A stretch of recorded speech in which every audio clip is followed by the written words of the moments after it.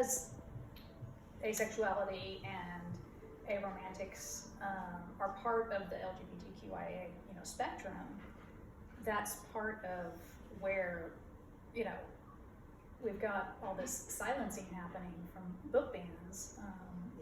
So, it's not just trans romances, or,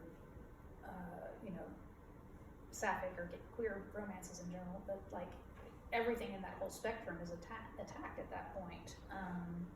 And it's really just, it's so easy for the book banners who have their agenda to just kind of do a checklist of, I'm banning this, I'm banning this, and some library systems, some schools will say, I can only, will only allow their patrons or people who have attended their school districts to speak out. But how did that ever start? I don't remember having any books banned at my school. Right. I mean, I the know. Books up here, like to fill in our classes. Exactly. And there's all these, I remember Judy Blume was banned when we were younger. I do remember, I didn't remember what There book, was, but there was I think a it was, ban. I think it was Are You There, God, It's Me, Margaret, Yeah. because it was talking about periods, and it was talking about developing breasts and things like that. But so this was the 80s. Oh, that kind of stuff. But, it was so rare Mhm. that that's the one book that I can remember from my childhood. And now everything, and Oh, I know. because it's so easy for the people who want to make a fuss, what's the statistic, like? Oh, it was 47% was BIPOC or LGBTQ. Right. Yeah, Yeah. and that in 2022.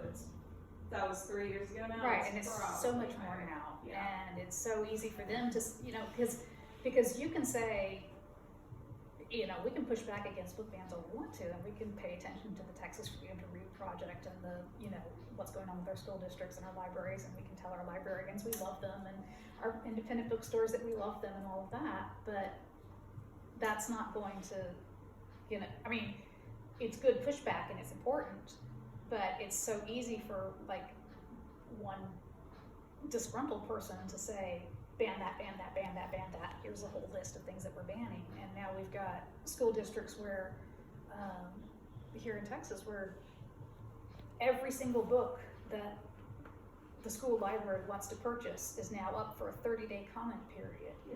And they've instituted this, and like instead of buying, say, 1,000 books a year, the libraries are now buying 20 books a year. And that's how they're serving, our students. And How do they decide who gets banned books on it? it's I mean, is part there of a like social vote, crusade. like the school council or something? Well, some are easier than others, I think. Right, It's like yeah. one person objects, they ban it, and others that's. Yeah, so there are very few people who are doing the book banning as a rule, because a few determined people who just want to make it their kind of full-time job. I heard a story, there was like one library that 95% of the books that have been protested against was by one person. Exactly. So it's like Really? one person, Couldn't get on that. Yeah. should complain. Is that in every state? No, every state works differently, every school system Okay. works differently, every library system works differently, and so there are some, more and more libraries are starting to, for example, say, if you want to ban books here, then you have to be a library card holder if you want to have a say. Or, same thing with the school districts or so forth. But, and I mean, it's just so ridiculous because, But I think even if you like limit it, I mean, the organizations that want to ban books will find one parent of a student at that particular school